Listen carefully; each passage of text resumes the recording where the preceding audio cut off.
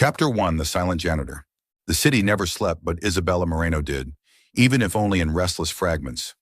At 3 a.m., Manhattan streets were a mosaic of neon lights and distant car horns, a world alive in its own uneasy rhythm. Izzy, as she called herself in the quiet corners of her mind, pushed a mop across the gleaming marble floors of Lyra Media's 42nd floor headquarters. The stillness of the empty office was her refuge, broken only by the soft hum in her earbuds an overnight German radio talk show. The host's voice was warm, like a friend she'd never met. Izzy mouthed the words, her lips syncing with the rhythm of the German sentences as she scrubbed a stubborn coffee stain. She didn't just listen, she absorbed, she analyzed, she savored. German was her fifth language, one she'd taught herself in stolen moments between shifts, hospital visits, and the weight of a life gone sideways. At 26, Izzy was a shadow in the glittering world of Lyra Media, a global media empire housed in a glass tower piercing the New York skyline. To the executives who walked past her in the halls, she was just the janitor, a young woman in a faded blue uniform, black hair tied messily back, eyes always downcast. They didn't know she had once been a linguistics student at New York University, a scholarship recipient with dreams of becoming a UN interpreter. They didn't know about the nights she had spent breaking down French poetry or conjugating Japanese verbs under flickering dorm lights. And they certainly didn't know why she had left it all behind. The radio switched to a French program, and Izzy's mop paused. Love is like a language, you have to practice it not to forget. She gave a faint smile. Irony was no stranger to her. Love was a luxury she couldn't afford, not when every penny went toward her brother's medical bills or the rent on their cramped apartment in the Bronx. But languages, they were her rebellion, her way of resisting a world that tried to erase her. She switched the station to Japanese, letting the broadcaster's soft syllables wash over her. Kyu no tenki wa. Izzy closed her eyes for a moment, imagining herself in a Tokyo cafe, ordering matcha in flawless Japanese. It was a game she played to keep her fire alive, to remind herself that she was more than what life had reduced her to. The office was a maze of glass walls and polished furniture, a temple of ambition. Izzy moved through it methodically, emptying trash bins, wiping down desks scattered with Post-its and coffee cups. She knew this office better than anyone, the faint cedar scent in the corner office, the way the marketing team always left half-eaten bagels in the break room. She had learned to become invisible, to fade into the background like a ghost. It was safer that way. When she reached the conference room, her reflection caught in the floor-to-ceiling windows. She barely recognized the woman staring back. Tired eyes, a faint scar on her left brow from a childhood accident, warm brown skin that revealed her Filipino roots. Her mother once said she had a face that tells stories. Now it just looked exhausted. She pushed open the door, her cart rattling behind her. The mahogany table gleamed under the city lights filtering through the windows. This was where deals were signed, where voices were heard. Izzy wondered what it would feel like to sit at that table, to be someone important. The thought passed quickly, chased away by reality. Her phone buzzed in her pocket, a text from her brother, Mateo.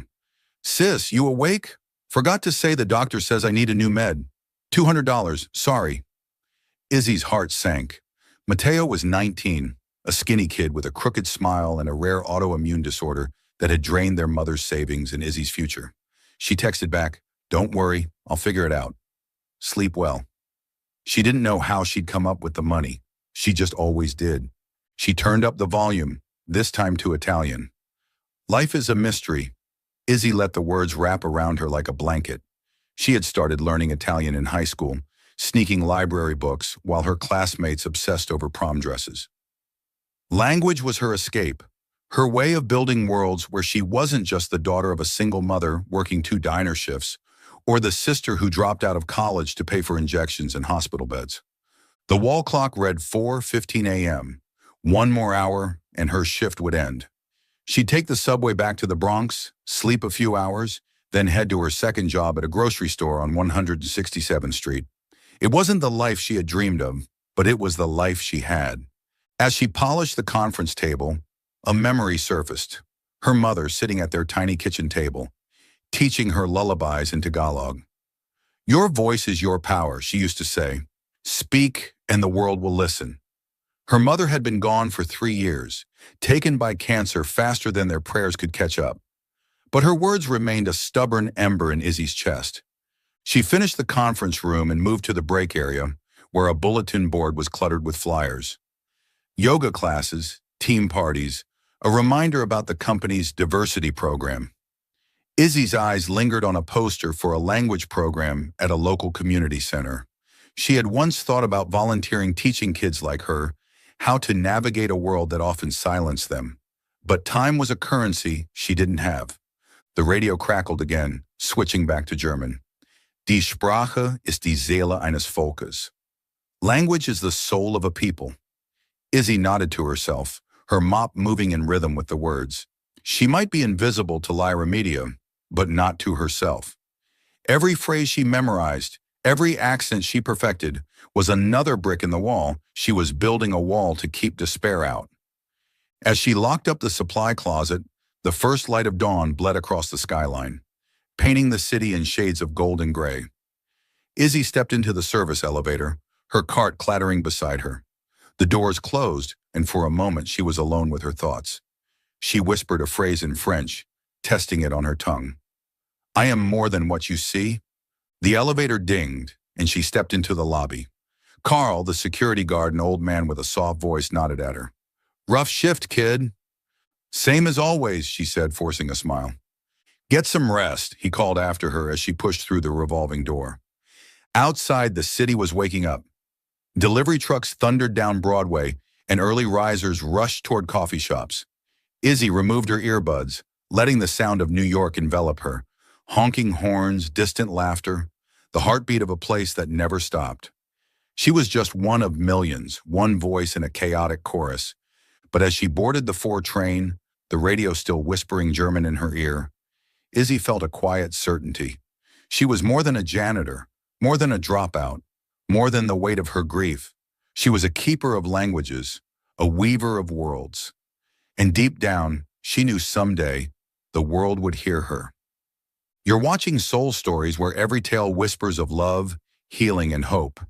If you believe that even the smallest act of kindness can change a life, and that love often arrives when we least expect it, don't forget to subscribe and be part of our journey. Now, stay with us. The story is just beginning. Chapter 2, The CEO Who Never Looked Back.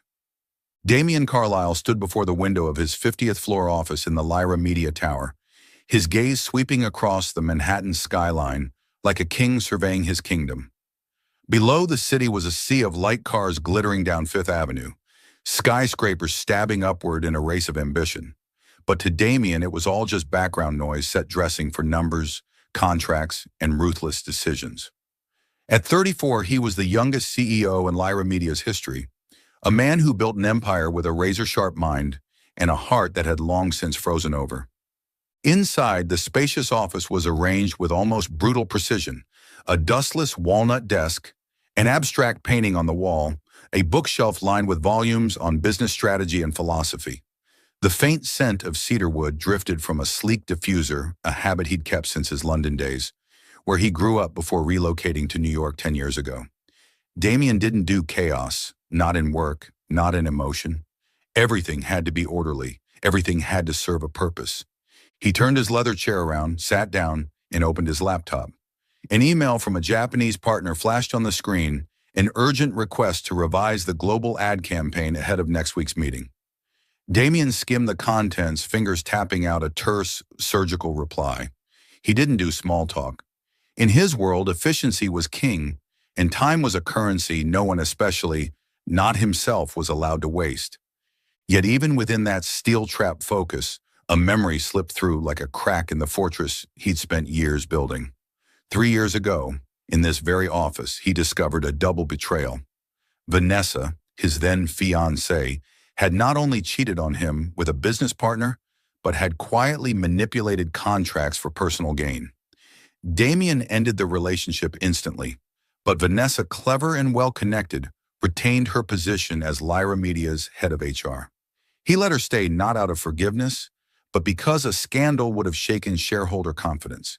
Still, every time he saw her in meetings, the old wound throbbed, reminding him that trust was a luxury he couldn't afford. Damien stood and walked to the corner, where a high-end espresso machine waited. He pressed a button, the grinder whirred, and he reminded himself that the past didn't matter. Only the present and what he could control deserved attention. Lyra Media was on the verge of expanding into Europe, a project worth hundreds of millions. He couldn't allow anything, or anyone, to distract him from that. A gentle knock pulled him from his thoughts. "Come in," he said, voice low and flat. The door opened and Vanessa stepped in.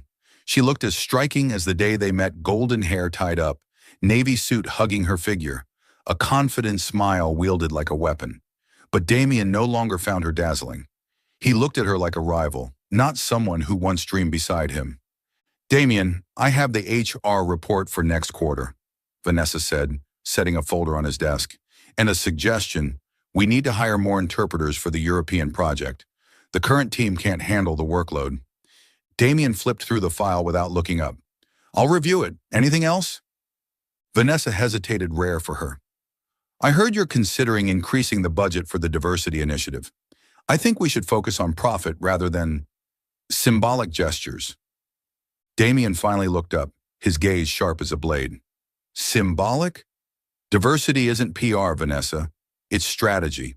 Our market is global. Our customers don't all speak English. If you can't see that, you might be in the wrong role." Vanessa's smile tightened, but didn't break. "I just want to ensure we stay focused.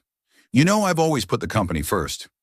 "I know," Damien said, emotionless. She left, the silence behind her thick as glass. Damien turned back to the window, pushing away the unease that lingered. Vanessa was a reminder that even those closest to you could hide ulterior motives. After her, he'd made a rule: never let emotion into business. Employees, partners, even friends, they were all measured by performance. Kindness, innocence, and sob stories had no place in his world. He returned to his desk, but before diving back into work, he opened the building's security feed, a habit to monitor progress in the tower. The cameras flicked on. Empty boardroom, quiet lobby, and the 42nd floor hallway where a small figure pushed a janitor's cart. Damien frowned. The janitor, a young woman he'd seen a few times, always worked the night shift alone. She seemed unremarkable, blending into the background like part of the furniture. He didn't know her name, and he didn't care to. But something about the way she moved, focused, deliberate, held his eyes for a few seconds longer than usual before he shut the screen. His phone buzzed. A message from the board chairman: "Damien, the European project must be flawless, no mistakes." He typed back, "There won't be any." But inside he felt the pressure mounting. One slip and the shareholders could panic. He couldn't let that happen. As dawn's first light spilled through the windows, Damien rose, slipped on his suit jacket, and stepped out of the office. He didn't look back. He never did. Life, like business, was a series of forward-moving decisions. The past was a burden, and Damien Carlyle did not carry burdens. But as the elevator descended to the lobby, a strange feeling passed through him. He didn't know that just a few floors below, a girl with 5 languages in her soul was mopping floors, whispering French phrases to keep herself alive. He didn't know that fate, like the city, never slept, and it was preparing to collide 2 worlds. Chapter 3. The Incident in the Conference Room. Monday mornings at Lyra Media were always a controlled storm. Executives rushed down the corridors, phones rang nonstop, and the air was thick with the scent of freshly brewed coffee. On the 42nd floor, the main conference room was the eye of the chaos today. A group of international clients had arrived to discuss a new global advertising campaign, but things weren't going according to plan. Isabella Moreno pushed her cleaning cart down the hallway, earbuds still playing a Japanese podcast. She mumbled along, trying to keep herself separate from the morning rush. Her night shift had officially ended, but she stayed a few extra minutes to tidy the conference room before the guests arrived. It was her habit to do more than expected, not for the money, but to feel like she belonged here, even just a little. The conference room was sleek and modern, with a long wooden table, leather chairs, and windows overlooking the Hudson River. Izzy was wiping down the whiteboard when she heard raised voices outside. She paused, removed one earbud. The sound, a blend of French, German, and Japanese, was tense. She stepped into the hallway and found three international guests near the reception desk, each trying to explain something none of the others could understand. The Frenchman in a gray suit threw up his hands in frustration. His voice was sharp and impatient. Beside him, a Japanese woman in a navy blazer shook her head, responding calmly in her native language. The tall German man, glasses glinting, chimed in with clipped German. The receptionist, a young woman named Emily, looked near tears. I'm sorry, I don't understand. The interpreter team will be here soon, I swear. But as Izzy had overheard last week, the interpreters were stuck in midtown traffic due to a parade. Izzy hesitated. She knew she wasn't supposed to interfere. She was just the janitor, not an official employee. But her mother's voice echoed in her mind. Speak and the world will listen. She took a deep breath, stepped forward, and spoke in French softly but clearly. The Frenchman blinked, surprised, but nodded. Izzy turned to the Japanese woman, seamlessly switching to fluent Japanese. Finally, she looked to the German man and addressed him in smooth, confident German. Though still visibly stressed, the three guests began to calm down. Emily's jaw dropped. You can speak all of that?" she whispered. Izzy only offered a small smile and motioned for the guests to follow her into the conference room. She quickly located the folders on the table, checked to ensure they were the correct versions, and gave a brief rundown of the meeting agenda, each explanation delivered in the appropriate language. Within 5 minutes, the guests were seated, documents in hand, and the room had settled into order. From the 50th floor security control room, Damian Carlisle was watching the scene unfold on the monitors. He had been checking the building's readiness before the meeting when a message from Vanessa popped up. "Interpreter team is stuck. I'm handling it." Damian frowned, about to call for a solution, when one screen caught his attention. A woman in a janitor's uniform, the same one he'd noticed on the cameras the night before, was speaking with the international clients. He zoomed in. What he heard stunned him. The girl was shifting effortlessly between French, Japanese, and German, as if she were breathing them. No hesitation, no flair, just pure fluency. Damian leaned forward, fingers tightening on the edge of his desk. "Who is she?" he murmured aloud. He hit the call button to security. "Carl, the janitor on the 42nd floor. What's her name?" "That's Izzy, sir," Carl replied through the intercom. "Isabella Moreno. Works night shifts. Hard-working girl." Damian nodded, eyes still on the screen. By the time the interpreter team finally arrived, Izzy had already left, pushing her cart quietly down the hall like nothing had happened. But downstairs, the buzz had started. Emily recounted the story to the marketing team, and word spread like wildfire. "The janitor speaks 3 languages. No, I heard 5. Back in his office, Damian turned off the monitor, but the image of that girl lingered in his mind. He didn't believe in fairy tales or undiscovered gems. This world was too brutal for that. But something about her, a quiet brilliance with no need for applause, made her impossible to ignore. He pulled up the employee records on his computer and typed in Isabella Moreno. A short profile appeared. 26 years old, cleaning staff, employed at Lyra Media for 18 months. No official degrees, no notable notes. Damian frowned. The file said nothing about the woman who had just diffused a linguistic disaster. A knock sounded at the door. Vanessa entered, looking tense. "Damian, the interpreters have arrived. Everything's under control now, but we need to improve our protocol. I'll propose—" "Vanessa," Damian cut in, his voice like ice. "Do you know an employee named Isabella Moreno?" Vanessa blinked, clearly thrown. "Isabella? She's just a janitor. Why?" Damian didn't answer right away. He stood and turned toward the window, where the morning sun had begun to blaze over Manhattan. "Have her sent to my office this afternoon." Vanessa pressed her lips together, nodding slowly. "All right, but is something wrong?" Damian didn't look at her. "I want to know who she really is." After she left, Damian sat back down, rolling a silver pen between his fingers. He didn't know why he cared a CEO didn't have time for distractions like this, but somewhere deep inside, a strange instinct stirred, as if fate had knocked on his door, and he couldn't pretend he didn't hear it. Chapter 4. Who is she, really? Afternoon at Lyra Media headquarters carried an odd stillness, as if the morning storm had quieted to make room for silent undercurrents. Isabella Moreno stood in front of the large wooden door to the CEO's office, her heart pounding so hard it felt like it might crack her ribs.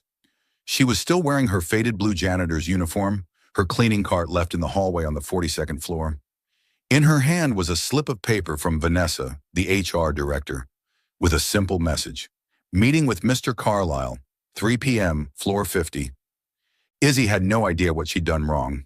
She tried to replay every detail from that morning, the way she had helped the international guests, how she quietly resumed her cleaning after the interpreter team arrived. Had she overstepped? A janitor wasn't supposed to meddle in executive matters. She clenched her hands, nails digging into her palms, trying to stop her thoughts from spiraling into the fear of being fired. Mateo needed her. She couldn't lose this job. She knocked. The sound was soft but sharp in the quiet hallway. "Come in," a deep, cold voice called from inside. Izzy pushed the door open and stepped into Damien Carlisle's expansive office. The afternoon sunlight streamed through the floor-to-ceiling windows, casting a cool brilliance across the room.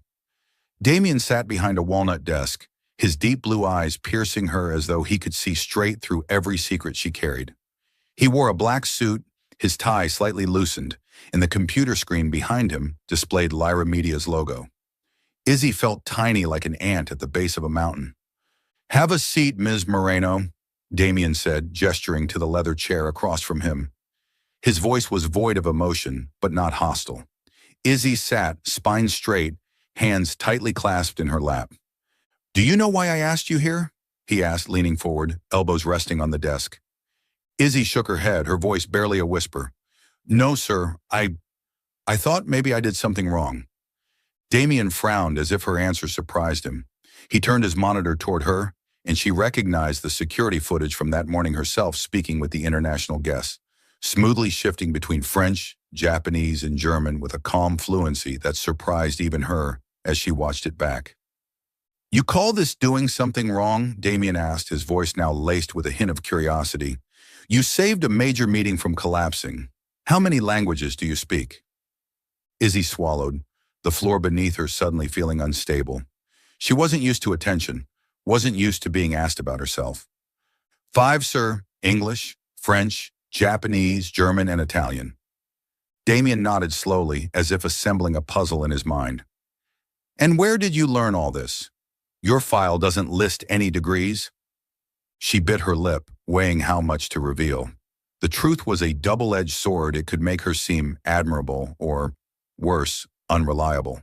But something in Damien's gaze cold as it was compelled her to be honest. "I studied linguistics at NYU, but I dropped out. My family, we had a crisis. My younger brother got very sick, and my mother passed away. I had to start working to support us." She stopped, bracing herself for judgment. In the world of people like Damien Carlisle, stories like hers were often dismissed as excuses, not reasons. But Damien didn't interrupt. He just looked at her, and for a fleeting moment, Izzy thought she saw something flicker in his eyes. Empathy, or just a glint of reflected sunlight. "Why janitorial work?" he asked evenly. "With your skills, you could do so much more." Izzy gave a faint, bittersweet smile. It carried both pain and quiet resilience. "I needed something stable. Lyra Media pays on time, and the night shift fits my life. It works." Damien stood and walked to the window, hands in his pockets. He stared out at the city, but Izzy sensed he was weighing something bigger. "You're a forgotten gem, Ms. Moreno," he said, his voice low but certain. "And I don't believe in wasting talent." She blinked, not sure if she'd heard him correctly. "Sir?" He turned back to her, eyes sharper now like a strategist making a move. "I want to offer you a trial position with the international marketing team. Not a formal role, not yet, but we need help with translation for the European campaign. You'd work with my team for 2 weeks. If you do well, we'll discuss something permanent." Izzy felt her mind go blank. She opened her mouth, but no words came out. This was the kind of opportunity she used to dream about, but it also felt like a leap off a cliff. She had no degree, no formal experience. What if she failed? But then she thought of Mateo, of the medical bills piling up, and her mother's voice echoed in her mind. Speak, and the world will listen. I, I'm not sure I'm qualified, she said, voice trembling. But if you give me a chance, I'll give it everything I've got. Damien nodded, as if he already knew she would say that. Good. Vanessa will coordinate the details. You start next Monday. Any questions? Izzy shook her head, but as she stood to leave, Damien called out. Ms. Moreno, he said, his tone softer now. Don't let anyone make you believe you're unworthy. Not even yourself. The words, simple as they were, pierced through the armor Izzy had built around herself. She nodded, unable to meet his eyes, and walked out. As the door closed behind her, she leaned against the wall and took a deep breath to hold back the tears. She didn't know what lay ahead, but for the first time in years, she felt a spark of hope, fragile, fleeting, but enough to keep her going. Inside, Damien returned to his desk and reopened Izzy's file. He read the brief line again. Isabella Moreno, 26, janitorial staff. He frowned, wondering how someone like her ended up in the shadows. And somewhere, in a long, sealed corner of his heart, a question surfaced. Could she be the one to break through the walls he had spent years building? Chapter 5. Breaking the Pattern. Isabella Moreno's first Monday in Lyra. Media's international marketing department felt like stepping into another universe. Gone was her faded blue janitor uniform, replaced by a borrowed white blouse from her roommate and a simple black skirt she'd picked up on clearance. Her worn-out sneakers were the only reminder of all those nights pushing a cleaning cart down the 42nd floor corridor. But as she stepped into the open-plan office on the 45th floor, the glances from her new colleagues made her feel like an intruder. The international marketing floor buzzed like a hive, glowing computer screens filled with charts, phones ringing nonstop, and conversations in English, Spanish, and Mandarin wove through the air. Izzy was assigned a small desk near the window, where the Hudson River shimmered under the morning sun. Her manager, a Korean woman named Soo-jin, handed her a thick folder and offered a quick, polite smile. Welcome, Isabella, Soo-jin said briskly. We're sprinting to launch the European campaign, so things are intense. You'll be translating and editing ad copy for the French, German, and Japanese markets. If you need anything, ask me or the translation team. Got it? Izzy nodded, masking her nerves. Got it, ma'am. Soo-jin walked away, leaving Izzy with a stack of documents and an aging company laptop. She opened the first file, a French-language draft for a cosmetics campaign. The copy was riddled with grammatical errors and lacked cultural nuance. Izzy got to work, fingers gliding over the keyboard, refining phrases to sound more natural, infusing meaning only a native speaker would catch. In her mind, her mother's voice whispered, "Language is the soul of a people?" Izzy smiled, feeling like she was reclaiming a lost piece of herself. In her first 2 days, she worked quietly, but her efforts didn't go unnoticed. Her French translation was sent to a partner in Paris, who responded with praise. Magnifique. C'est exactement ce que nous voulions. Soo-jin, typically hard to impress, patted her on the shoulder during a team meeting. Great job, Isabella. You've got talent. By day 3, Izzy was invited to join a video call with the Japan team. She explained the campaign fluently in Japanese, highlighting how certain phrasing could better resonate with younger consumers. The room fell silent as everyone listened. A colleague, a guy named Ryan, whispered to the person next to him, "She used to be a janitor?" No way. Word about Izzy spread fast. Some were curious, others admiring, but there were also side glances and skepticism. During lunch, as Izzy ate alone with a homemade bento box, she overheard 2 employees whispering nearby. She must have gotten special treatment from Carlisle. No degree and she jumped straight in? Smells fishy. Izzy kept her head down, pretending not to hear, but the words cut deep, chipping at her fragile new confidence. Vanessa, the head of HR, made an appearance near the end of the week. She entered the marketing department with her signature perfect smile, but her gaze lingered on Izzy just a moment too long. "Isabella, right," Vanessa said sweetly, though her tone was sharp enough to slice. "I hear you're doing quite well. Just remember, this is a competitive environment. Don't let yourself get overwhelmed." Izzy nodded, avoiding eye contact. "Thank you. I'll do my best." After Vanessa walked away, Soo-jin leaned over and murmured, "Don't let her get in your head. Vanessa doesn't like anyone outshining her, especially if it has anything to do with Damien. Damien, just hearing his name made Izzy's heart race. She hadn't seen him since their meeting in his office, but she felt his presence in the short emails he sent to the team. Once, after she submitted a German translation ahead of deadline, he replied with just 4 words, "Good, keep it up." It wasn't much, but it made her work harder, made her want to prove he hadn't misjudged her. From the 50th floor, Damien monitored Izzy's progress through Sujin's reports and client feedback. He never admitted it to anyone, not even himself, but he was paying closer attention to her than to most. In meetings, when her name came up, he listened more carefully, noting each mention, the way she fixed a mistranslation that saved a contract, or how she proposed a new slogan that resonated with the Japanese market. There was something about her, an unassuming honesty that made him both intrigued and unsettled. One afternoon, Damien happened to pass by the 45th floor. He spotted Izzy at her desk, one earbud in, focused on revising an Italian draft. She didn't see him, but he paused, watching. Her eyes were locked on the screen, lips moving as she mouthed phrases under her breath. And for a brief moment, just a heartbeat, he saw her not as an employee, but as a story yet to be told. A quiet fire hiding beneath ashes.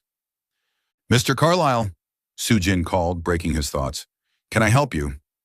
Damien shook his head, voice cool as ever. "Just checking in. How's the European project?" Sujin smiled. "Thanks to Isabella, we're ahead of schedule. She's a real asset." Damien nodded, saying nothing more. But as he stepped into the elevator, his eyes involuntarily drifted back to Izzy's desk. She was still working, unaware that she had just made a man who claimed not to believe in feelings pause and wonder. Downstairs, Izzy closed her laptop at the end of the day. She was exhausted, but it was the kind of exhaustion that came with satisfaction. For the first time in years, she felt like she belonged somewhere, even if it was just a small corner of the Lyra media empire.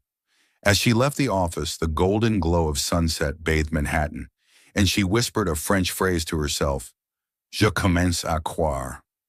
I'm beginning to believe. But in the shadowed hallway of the 50th floor, Vanessa stood outside her office, gripping a folder tightly.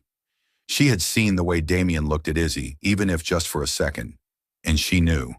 If she didn't act soon, that janitor girl could become a threat far bigger than she had ever anticipated. Still following the story? If this story found you outside of Soul Stories, we invite you home to where every touching tale begins with truth, hope, and heart. Chapter 6.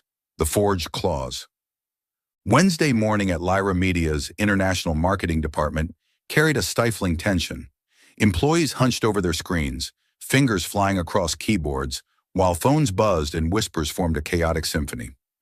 At her usual corner desk, Isabella Moreno was focused on the German translation of a high-stakes advertising contract with a European conglomerate. She had no idea that just a few floors above, a storm was about to erupt. Izzy's second week in marketing had passed faster than she'd expected. She was getting used to the rhythm, the approving nods from Sujin, even the occasional warm smiles from colleagues. But that morning, when she submitted her final translation to Sujin, she noticed a strange shift in the woman's expression. "Well done, Isabella," Sujin said, but her tone lacked its usual warmth. Izzy nodded, trying to shake the unease, and returned to her desk. On the 50th floor, Damien Carlyle stared at a red-flagged email from Hoffman and Klein, their German client. The subject line made his jaw tighten. Dringend falscher Vertragsklausel. Urgent, incorrect contract clause. The email was short but sharp. One clause in the final advertising contract had been altered, leading to a severe misunderstanding about the campaign's cost and scope. The client demanded an immediate explanation and threatened to walk if it wasn't resolved. Damien summoned the marketing team to his office. Sujin, Ryan, and several others stood before his desk, tense and silent. "Who was responsible for translating this contract?" Damien asked, his voice like ice, gaze sharp as it scanned the room. Sujin cleared her throat. "Isabella Moreno did most of the translation, sir, but the final version was reviewed by the entire team before submission." Damien nodded, but unease curled in his chest. He had trusted Izzy a decision he hadn't entirely understood himself. He pressed a button on his phone. Vanessa, bring me the full contract file and all related emails. Immediately. Vanessa arrived within minutes, a folder in hand. Her smile was as polished as ever, but there was something in her eyes that made Damien's instincts flicker with caution. This is everything, she said, placing the file on his desk. And I checked the final contract has Isabella Moreno's signature on it. Damien flipped through the document, and there it was, a handwritten signature at the bottom of the last page. Isabella Moreno. His chest tightened. Bring her in, he said, his voice low but firm. Izzy walked into Damien's office for the second time in 2 weeks, but this time, it felt like walking into a courtroom. Damien sat behind his desk. Vanessa stood beside him. Sujin and Ryan lingered in the corner, avoiding eye contact. Izzy clenched her fist to steady her voice. You asked for me, sir? Damien pushed the folder across the desk. You signed this, didn't you? Izzy looked down and her heart nearly stopped. The signature on the document looked exactly like hers, but she knew she had never signed it. No, sir, she said, voice trembling. I've never seen this version. I only translated drafts. I always submitted them to Sujin for review. Vanessa interjected, her voice sweet but razor sharp. Isabella, we have an email from your account confirming the final review. You can't simply deny responsibility now. Izzy shook her head, tears brimming. I didn't send that email. I swear I didn't do anything wrong. Damien studied her. For a moment he wanted to believe her, but he was the CEO. He couldn't let sentiment cloud his judgment. Ms. Moreno, he said, voice heavy, until we complete a full investigation, you're suspended. Vanessa will walk you through the process. The floor seemed to drop beneath her. Izzy wanted to protest, to scream that she was innocent, but Damien's cold stare silenced her. She nodded, turned, and walked out of the office, tears streaking her cheeks as the elevator doors closed behind her. On the 45th floor, news spread like wildfire. The janitor ruined $1 million deal, someone whispered. I knew it. Too good to be true. Izzy packed up her things in silence, trying to ignore the murmurs. Sujin approached and gently placed a hand on her shoulder. I don't believe you did anything wrong, Isabella. Just hold on. The truth will come out. But as Izzy left the Lyra Media Tower and stepped into the rush of Manhattan streets, it felt like the entire world had turned against her. On the number 4 train ride back to the Bronx, her earbuds played a French podcast, but this time, she didn't whisper along. She just wanted to disappear. Back on the 50th floor, Damien sat alone in his office, the setting sun painting the glass walls in hues of crimson. He stared again at the contract's signature, doubt creeping in. He'd seen Izzy work meticulous, humble, never arrogant. Could she really make a mistake this big? Or was there something he wasn't seeing? He opened the internal email system and reviewed the thread Vanessa had provided. On the surface, everything looked in order. A confirmation email from Izzy's account approving the final document. But when Damien zoomed in on the contract's signature, one tiny detail made him pause, a faint slant, slightly off from the handwriting in her personnel file. He closed his laptop, stood, and stared out over the city. He didn't want to admit it, but the voice he'd silenced for years, his intuition was whispering that Izzy hadn't lied. And if she was innocent, someone inside Lyra Media was playing a dangerous game. In her office, Vanessa sat before her computer, calmly deleting an email buried deep in her trash folder. She smiled, though the smile never reached her eyes. Isabella Moreno might be a diamond, but Vanessa would make sure she never sparkled. Chapter 7, The Investigation. Rain misted over the streets of Manhattan, casting a gray sheen on the towering skyscrapers. On the 50th floor of Lyra Media, Damien Carlyle sat in his office, desk lamp casting a low glow across his face, tense, focused.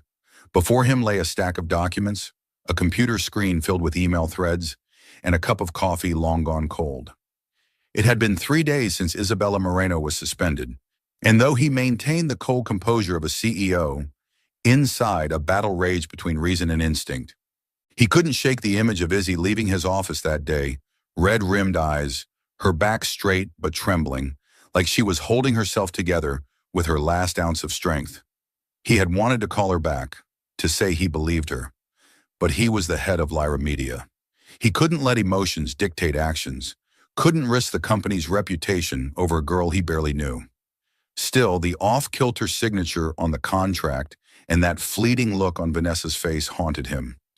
He'd begun his investigation the very night Izzy left. Rather than review security footage himself, which could easily appear unprofessional, Damien discreetly hired an independent firm, Sterling and Associates, renowned for its discretion and precision. He tasked them with examining the entire chain of events surrounding the European contract, from internal emails to archived digital records. He also requested a forensic analysis of the signature, comparing it to the one on file in Izzy's HR documents. While waiting for results, Damien dug into the internal systems himself. What he found disturbed him. The confirmation email from Izzy's account had been sent at 2 a.m., a time unlikely for a junior team member without remote access. He pushed deeper, asking IT for login activity. The results were clear. The email had been sent from a workstation on the 48th floor, Human Resources. Vanessa's floor. Damien leaned back in his chair, spinning his silver pen between his fingers, a habit when he was deep in thought. Vanessa wasn't sloppy. If she was behind this, she would have covered her tracks. But he knew her too well, her vanity, her need to control everything, especially when she felt threatened. And Izzy, with her rising praise and natural talent, was a threat. On Tuesday morning, the report from Sterling and Associates arrived. Margaret, a composed middle-aged investigator, met Damien in a private conference room. "Mr. Carlyle," she said, placing a folder on the table, "we've completed our preliminary findings. The signature on the contract matches Ms. Moreno's with 95% similarity, but there are subtle inconsistencies in pressure and slant that strongly suggest it was forged. As for the email, it originated from a computer on the 48th floor. The account was accessed through a temporary security vulnerability. Someone knew how to cover their tracks, but not completely." Damien nodded, his expression darkening. "What else?" Margaret turned a page. "We also found a second version of the contract stored on a backup server. This version contains the original terms as agreed upon by Hoffman and Klein, and it has no signature from Ms. Moreno. It appears the forged version was swapped in just before submission." Damien clenched his jaw. "Who had access to that backup server?" "Only a few upper-level staff," she replied, "including the head of HR, Miss Vanessa Hart." Suspicion turned into certainty. Damien thanked Margaret and instructed her to keep the findings confidential until further notice. When she left, he stood at the window, watching the rain blur Manhattan's skyline. He remembered Vanessa 3 years ago, her perfect smile, sweet promises, and the ease with which she'd betrayed him. Could she do it again, this time to destroy an innocent girl? In the Bronx, Izzy sat in her dim apartment, fluorescent lights flickering overhead. Mateo lay on the couch, a blanket tucked around him, watching an old comedy rerun. "You okay, sis?" he asked softly. "You've been staring at the wall for like an hour." Izzy forced a smile. "I'm fine, Mateo, just tired." But she wasn't fine. The past 3 days had been a nightmare. Rumors from Lyra Media had reached even their neighborhood whispers from acquaintances who worked in Midtown. She's the girl who ruined the $1 million deal. Izzy had stopped listening to her language podcasts, stopped whispering French or Japanese phrases to herself. The fire in her had dimmed, leaving only ash. She reread a text from Sujin. "Isabella, I'm trying to figure out what happened. Don't give up." But how could she not? She dared to dream, dared to believe she could be more than a janitor, and now it all felt like a cruel joke. The next day, Damien called Vanessa into his office. She entered with her usual poise, but when she saw the look in his eyes, her smile faltered. "Damien, is something wrong?" she asked, sitting across from him. He slid the folder from Sterling and Associates across the desk. "Explain this," he said, voice low and sharp. A forged signature, a hacked email, a contract swapped from the backup server, all traced to the 48th floor. Vanessa blinked but quickly composed herself. "Damien, you don't think I'd be careless enough to leave a trail like that, do you? It could be a junior staff member, or a system glitch. You know I've always put the company first." Damien leaned forward, his eyes piercing. "I trusted you once, Vanessa. 3 years ago. I won't make that mistake again." Vanessa's lips tightened, but she said nothing. Damien stood, walking to the window. I've asked Sterling to widen the investigation. If they find proof linking you to this, I won't shield you. Do you understand? She nodded stiffly, but when she left the office, her fingers were clenched so tightly the knuckles turned white. She knew Damien wasn't bluffing, and she knew she had to act fast. On the floor below, Damien held his phone, his thumb hovering over Izzy's contact in the HR directory. He wanted to call her, wanted to tell her he was working to find the truth. But he stopped. He was the CEO, not a friend, not a savior. Instead, he sent a brief email to Sujin. Keep me updated on Ms. Moreno's situation, and make sure she's treated fairly.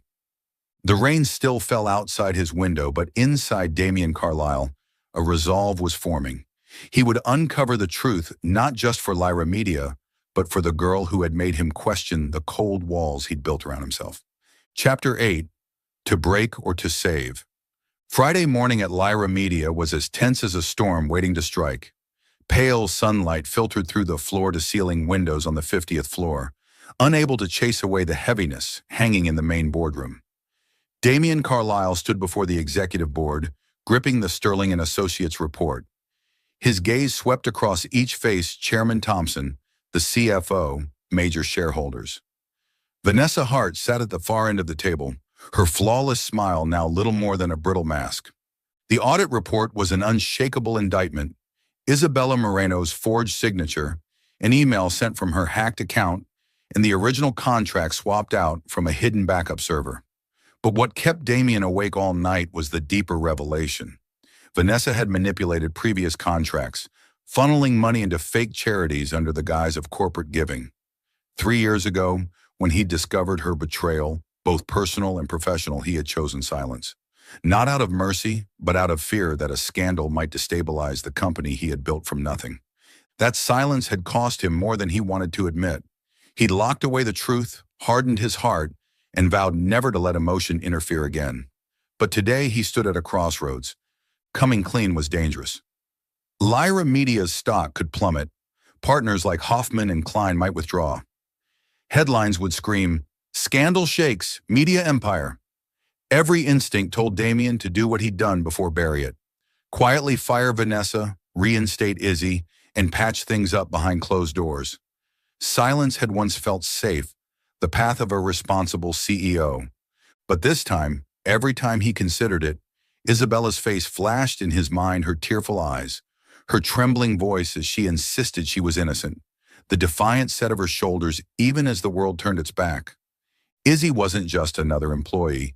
She was a spark Damien had thought long extinguished in himself: integrity, courage, and the stubborn belief that a person could rise from ruin. If he stayed silent again, he wouldn't just betray her. He'd betray the very reason he founded Lyra Media. To create something worth believing in, not an empire built on lies. But truth had a cost, possibly everything. Damien took a breath, his voice calm but resolute. Ladies and gentlemen, we're facing a serious internal breach. Isabella Moreno, a junior employee, was wrongfully suspended over the Hoffman and Klein contract. I hired Sterling and Associates to investigate, and their findings reveal unethical actions by a senior member of this organization. Tension rippled through the room. Vanessa's grip on her armrest tightened, her smile fading. Damien placed the report on the table, every page marked. The contract was replaced. Her signature was forged. The email was sent from her account but logged from a computer on the 48th floor. He paused, locking eyes with Vanessa. That workstation belongs to Ms. Vanessa Hart, head of HR. The boardroom froze. Chairman Thompson narrowed his eyes. Damien, this is a grave accusation. Are you certain? Damien slid the report toward him. Sterling also uncovered suspicious financial transfers tied to Ms. Hart funds redirected to Shell charities. I knew about some of her misconduct 3 years ago, and I remained silent to avoid scandal. That was my greatest mistake. Today, I recommend her immediate termination and a formal investigation. Vanessa sprang to her feet, voice trembling with fury. You can't do this! You're letting some janitor manipulate you. You're about to destroy Lyra Media over some fantasy of justice. Damien stared her down, eyes cold as steel. No, Vanessa. 3 years ago, I chose silence. and I lost myself. This time I choose the truth because it's the right thing to do. The room sat in stunned silence, not just from the allegations, but from Damien's admission. Chairman Thompson tapped the table, voice cautious. Going public could cause panic. We should handle this discreetly. Damien shook his head. Ms. Moreno was wronged. Her name deserves to be cleared. If we cover this up, we are no better than the one who forged that signature. Lyra Media must stand for integrity, not deception. A shareholder spoke up, voice anxious. Damien, you're risking everything's stock value, partnerships, our brand. I'm risking it for the truth, Damien said firmly, his eyes blazing. If we won't stand for what's right, then Lyra Media doesn't deserve to stand at all.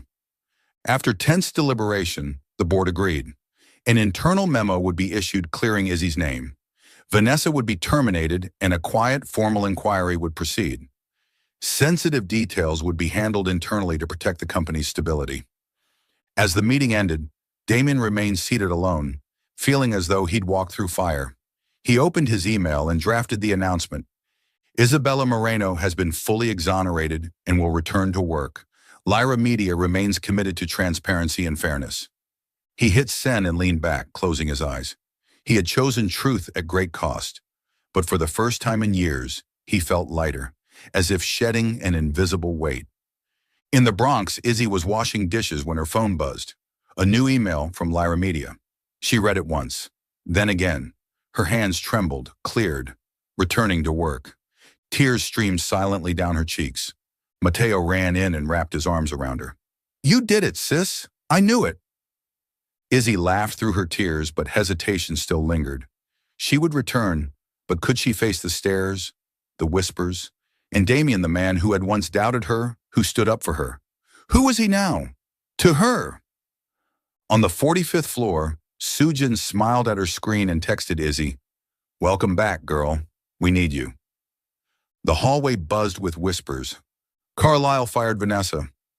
The janitor's innocent. In her office, Vanessa packed her things, eyes stormy. She had lost, but she wasn't done. As she walked out of Lyra Media for the last time, she muttered, This story isn't over. But on the 50th floor, Damien looked out at Manhattan, a flicker of something new in his gaze. He had shattered the walls he built, and though he wasn't ready to admit it, he knew Isabella Moreno had changed him. Not just an employee, she was the reason he dared to believe in integrity again. You're watching Soul Stories exclusive to our channel. If you're still with us, drop a comment we read and cherish them all. Subscribe to support more heartfelt original stories.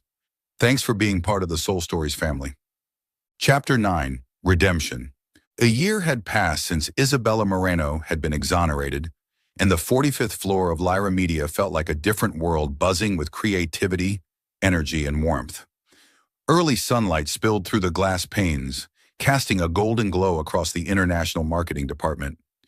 Izzy, now confidently called by her full name, walked in wearing a sleek navy dress, her hair tied in a high ponytail, her smile soft but radiant. She was no longer the quiet janitor, nor the girl falsely accused. She had become an indispensable force, helping Lyra Media conquer global markets. Returning after the Vanessa scandal hadn't been easy. In the early months, Izzy endured stares, whispers, and the silent pressure to prove she belonged. But prove it she did, step by step. She fixed a translation error that saved a multi-million-dollar deal with Hoffman and Klein, pitched a groundbreaking campaign for the Japanese market, and even led cultural nuance workshops for the translation team. Sujin had once said during a team meeting, Isabella is the most valuable asset we have. The room had erupted in applause, and for the first time, Izzy felt like she truly belonged. Over the past year, she and Damien Carlisle had worked together more than she had ever imagined. He appeared often in strategic meetings, always listening to her ideas with rare attentiveness. When she presented a concept, he would nod sometimes, adding a sharp, concise comment that made her nerves flutter and her heart swell with pride. They had tackled crises together, like when a French partner threatened to back out and celebrated wins, like when Lyra Media received a global award for its multilingual campaign. Through those moments, Izzy began to see Damien as more than the cold CEO. He was a man with invisible scars, someone who had changed because of her, and someone who had, in turn, made her stronger. Whenever they were close during meetings, in hallways, reviewing documents, her heart beat faster. She noticed how his gaze sometimes lingered on her a little too long, and how his rare smiles lit up the room, but she reminded herself it was professional respect. He was the CEO. She was just her. She didn't dare hope for more. Up on the 50th floor, Damien wrestled with the same thoughts. Izzy had become integral to his work, someone he admired not just for her brilliance, but her resilience and compassion. She made him want to be better, not just as a leader, but as a man. Yet the lines were blurry. Power, responsibility, scrutiny. He couldn't risk hurting her. He couldn't let anyone think she had advanced for reasons other than merit. One Friday evening, after a grueling week of negotiations, Damien sent her a short email. "Miss Moreno, meet me in the lobby at 7 p.m. I'd like to discuss the project." Izzy read it, heart pounding, but assumed it was just another meeting. When she stepped into the lobby, Damien was waiting not in his usual suit, but in a gray sweater and tailored slacks. He looked softer, more real. "Isabella," he said, his voice deep and warm, "you've worked incredibly hard this week. I'd like to take you to dinner as a thank you." Izzy blinked, surprised. "Dinner? All right, sir." "Call me Damien," he said with a smile, leading her outside. They arrived at a cozy restaurant in West Village, dimly lit with warm, golden lamps and soft jazz playing in the background. Their table by the window overlooked cobblestone streets, still glistening from the rain. Damien ordered wine, and when they toasted, he said, "Congratulations, Isabella. Today the board approved your promotion. You're now the Director of Global Language and Cultural Affairs." Izzy's jaw dropped. She nearly spilled her wine. Really? Damien, I don't even know what to say." "You earned it," he said, his eyes locking onto hers. "You've changed Lyra Media, and you've changed me." The air grew still, just music, heartbeats, and the unspoken between them. Damien took a deep breath, as though gathering courage. "Isabella," he said, voice low, steady, "I know I'm your boss, and I never want to cross a line. But this past year working beside you, I've come to realize you're not just a colleague. You make me want to be better. You've made me believe in things I once thought impossible. I like you, not just for your talent, but for who you are." Izzy felt her cheeks burn, but she didn't look away. She held his gaze, seeing something raw and genuine behind it. "Damien," she whispered, "I feel it too. Every time I'm near you, my heart races. But I've been afraid of what it means for work, for how people would see it." Damien reached across the table, his hand brushing hers a gentle, steady touch. "I'll do this the right way. I'll speak to the board. Sign whatever agreement is needed to make it clear this is fair and professional. But if you're willing, I'd like us to begin, not as CEO and employee, but as two people who want to walk forward together." Izzy smiled, her eyes glistening. "I'd like that, Damien. But let's take it slow." He nodded, his smile lighting up his entire face. "Slow it is. I'm not in a hurry." They sat under the soft light, talking about dreams, fears, and what they hoped to build together. When they left the restaurant, Manhattan shimmered beneath the night sky, and Izzy whispered a French phrase as they walked side by side. "L'amour commence par un regard." Love begins with a glance. Back on the 45th floor, the lights were off, but the story of Isabella Moreno lived on. She was no longer the wrongfully accused girl, she was the one who shattered limits, who inspired a company to believe again. And somewhere deep in her heart, a love had begun rooted in respect, nurtured by trust, and blooming in its own time. Chapter 10. She spoke the language of hope. Autumn in Manhattan brought a crisp breeze that sent golden leaves fluttering down Fifth Avenue. At a small community center in the Bronx, warm light poured from the windows, where a group of immigrant students gathered. They came from Mexico, Nigeria, Vietnam, each holding a language workbook, their eyes alight with dreams. At the center of the room stood Isabella Moreno, her smile radiant as she taught a French phrase. "L'espoir ouvre toutes les portes."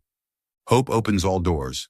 A year after being appointed Director of Global Language and Culture at Lyra Media, Izzy had transformed her trials into a beacon of inspiration.